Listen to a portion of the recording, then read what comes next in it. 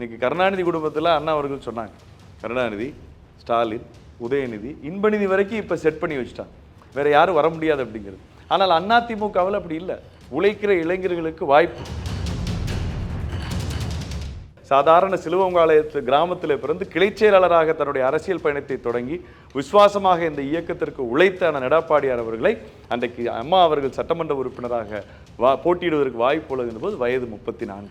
தொடர்ந்து நாளை நமதி சேனலுக்கு உங்களோட அன்பையும் ஆதரவையும் கொடுத்து வரீங்க. மேலும் நீங்க நாளை நமதிற்கு உறுதுணையா இருக்கணும்னு நினைச்சீங்க அப்படின்னா ஸ்கிரீன்ல தெரியுற QR கோடை ஸ்கேன் பண்ணி உங்களுக்கு விருப்பமான தொகையை அழிச்சு பங்களிப்பை தரலாம். இன்னைக்கு நாங்க சட்டமன்ற உறுப்பினர் பார்த்தோம்னா ஐயா அவர்கள் சொன்னாங்க, ரொம்ப சின்ன வயசா இருக்கு. அதாங்க அதிமுக, ஒண்ணுமே இல்லை, அதுதான் அதிமுக. இந்த இயக்கத்திற்காக உண்மையாக உழைப்பவர்கள், விசுவாசமாக உழைப்பவர்களுக்கு என்றைக்குமே உயர்வு இருக்கிறது என்பதற்கு உதாரணமாக எங்களை எல்லாம் விட்டு சென்றது. எழுச்சியோடு இங்கே இளைஞர்கள் வருகிறார்கள். அதற்கு காரணம் இந்த இயக்கத்திலே பெரியவர்களுக்கும் இளைஞர்களுக்கும் இடையே எந்த போட்டியும் இல்லாமல் ஒரு ஜனநாயகம் இருக்கு. யார் உழைச்சாலும் நாங்கள் மேலே தூக்குவோம்.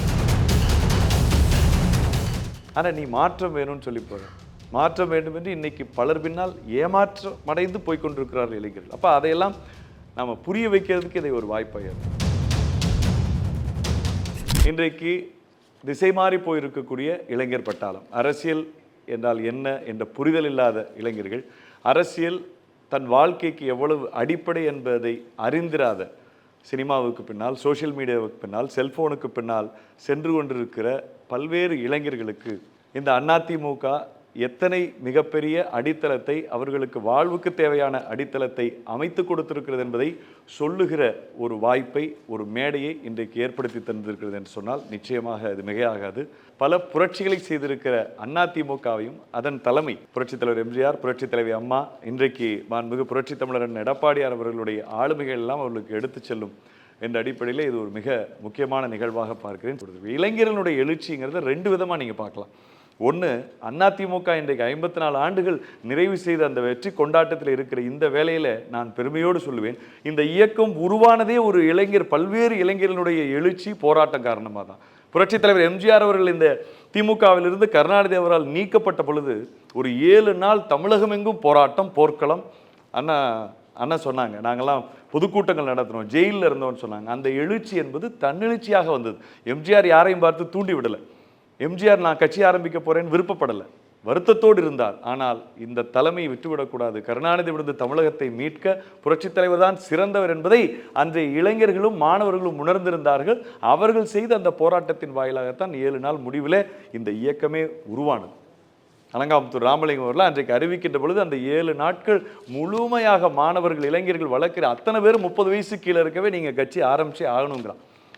அப்போ எம்ஜிஆர் பார்த்தார், அந்த இளைஞர்களுடைய எழுச்சி கொடுத்த நம்பிக்கையில் தான் அதிமுகவை அறிவிக்கிறார். அப்போ உருவாவதிலே இளைஞர்களுடைய எழுச்சி இருந்தது. அதே போல் இந்த இயக்கம் உருவாகி ஆட்சிக்கு வந்த பிறகும் பார்த்தீங்க அப்படின்னா இளைஞர்களுடைய எழுச்சிக்காக உழைத்தது.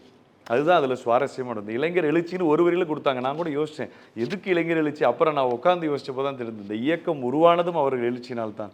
இந்த இயக்கம் உருவான பிறகும் அவர்களுக்கு எழுச்சியை தந்தது என்பதைத்தான் இங்கே பேசணும் அப்படின்னு சொன்னேன். ஏன்னா அரசியல் அப்படிங்கிறது என்ன? 2 விஷயம். அரசியலில் ஒரு பெரிய இடத்துக்கு வரணும் அப்படின்னா அந்த இயக்கம் அவர்களை கைதூக்கி விடணும், அவர்களை கையில் எடுக்கணும். இன்றைக்கு புரட்சித் தலைவர் எம்ஜிஆர் அவர்கள் எந்த அளவுக்கு இளைஞர்கள் மீது நம்பிக்கை வைத்திருந்தார் அப்படிங்கிறதுக்கு ஒரு உதாரணம் என்னென்னா, 1972 கட்சி ஆரம்பிக்கிறார். அந்த கட்சி கருணாநிதிக்கு எதிராக தமிழ்நாட்டு மக்களுக்காக உருவாக்கப்பட்ட கட்சி. அந்த கட்சியில் இன்றைக்கி யார் எதிர்த்து? கருணாநிதி எதிர்த்து. அப்போ கருணாநிதி அவர்கள் இருக்கிற தொகுதி சைதாப்பேட்டை, அந்த சைதாப்பேட்டையினுடைய தொகுதி பொறுப்பாளராக, அன்னைக்கெல்லாம் எம்ஜிஆர் காலத்தில் தொகுதி அமைப்பாளர், அதுதான் ரொம்ப முக்கியமான போஸ்ட். இப்போ நம்ம இதில் தொகுதி செயலாளர்னு அம்மா இருந்தப்போ இருந்தது இல்லையா, அந்த மாதிரி தொகுதி அமைப்பாளர்.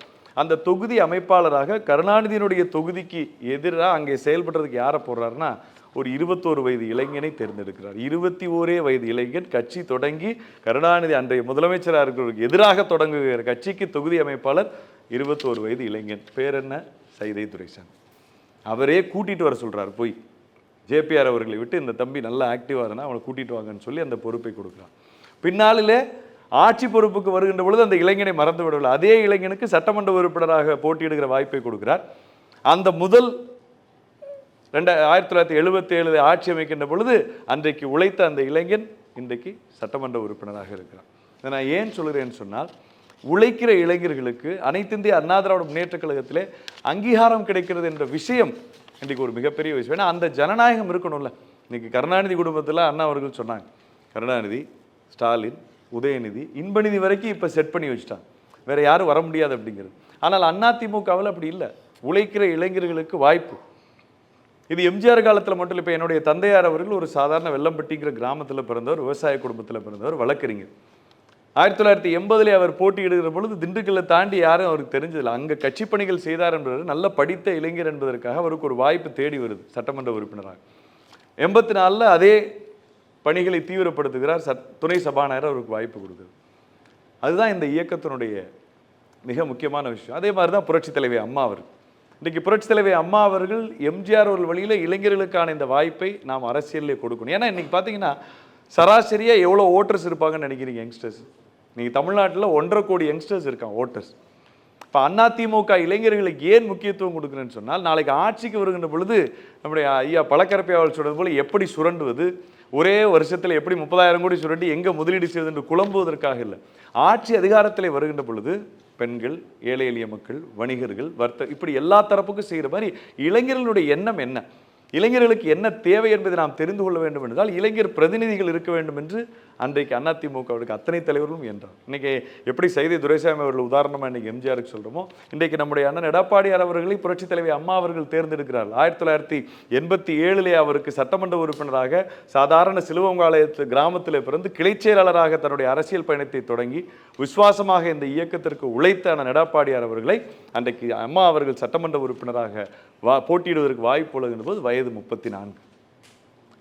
இன்றைக்கு அன்றைக்கு தேர்ந்தெடுத்த அந்த இளைஞர் தான் இன்றைக்கு அனைத்து இந்திய அண்ணா திராவிட முன்னேற்ற கழகத்தை இன்றைக்கு காப்பாற்றி இருக்கிற 2 கோடி தொண்டர்களுடைய நம்பிக்கை நட்சத்திரமாக மீண்டும் அதிமுக ஆட்சி அமைக்கும் என்ற நம்பிக்கை விதையை மக்கள் மனசிலே விதைத்த பெருமை அண்ணன் எடப்பாடியாருக்கு. ஐயா சொன்னாங்களே 4 வருஷத்துல 2 வருஷம் கொரோனா, 2 வருஷம் அதுல இருந்து எப்படி மீள்றதுங்கிறதுல போயிருச்சு. ஆனால் அந்த 4 ஆண்டிலும் தன்னுடைய ஆளுமையை நிரூபிக்கிறார்.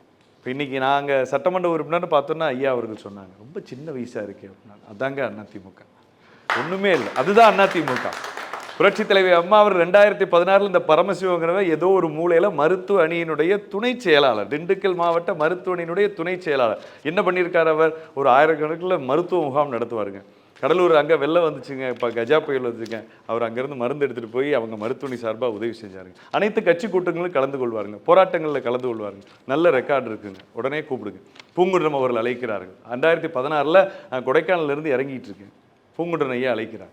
புரட்சித் தலைவர் அம்மா அவர் நாளை காலை உங்களுக்கு அப்பாயின்மெண்ட், உடனடியாக வர வேண்டும். நாங்கள் சீட்டை கட்டிட்டு எப்படி இருந்தாலும் கிடைக்குமோ கிடைக்காதோ நாங்கள் போயிட்டோம். மலைக்கு ஒரு சின்ன வேலையாக ஜிஹெச்சில், கொடைக்கானல் ஜிஹெச்சில் ஒரு போஸ்ட்மார்ட்டம், அதுக்காக அங்கே போயிட்டோம். ஆனால் அந்த அழைப்பு வருகின்ற பொழுது புரட்சித் தலைவர் அம்மாவை அடுத்த நாள் சந்திக்கிறோம். யாருக்கும் கிடைத்தராத வாய்ப்பு, வெற்றி பெறுவீர்கள் நிச்சயமாக, ஆனால் மக்கள் பணியிலே தொய்வில்லாது செய்ய வேண்டும். ஒரு இளைஞருக்கு வாய்ப்பு கிடைத்தால் என்ன நடக்கும் என்பதை நீங்கள் நிரூபிக்க வேண்டும். அதற்காகத்தான் உங்களுக்கு கொடுத்துருக்கேன். படித்தவர் மட்டுமல்ல, நீங்கள் டாக்டர், மக்கள் வைத்தியத்தை அவருடைய வியாதியை போக்குறீர்கள். அதே போல் இந்த சட்டமன்ற உறுப்பினர் ஆனவர் அவருடைய குறைகளையும் போக்க வேண்டும் என்று சொன்னார்கள். 1 வருஷத்தில் அம்மா இறந்துட்டாங்க.